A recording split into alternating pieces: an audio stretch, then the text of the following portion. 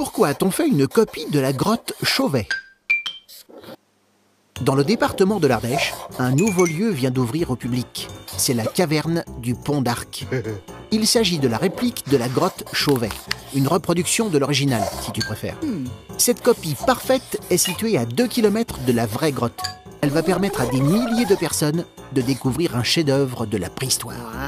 Car depuis sa découverte, en 1994, la grotte Chauvet n'a jamais été ouverte au public. Personne ne l'a visitée, sauf quelques spécialistes bien chanceux. Protection oblige. Mais pourquoi la grotte Chauvet est-elle aussi exceptionnelle?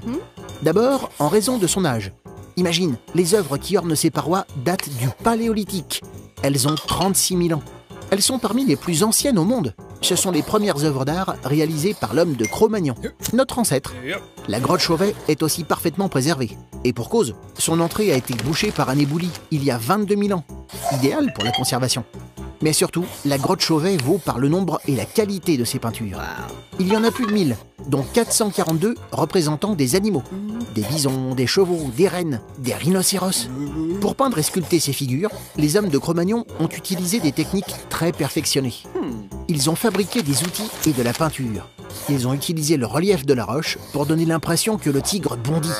Bref, ils ont prouvé qu'ils étaient de véritables artistes. Et parfois même des génies. Tu te poses des questions? Nous, on y répond.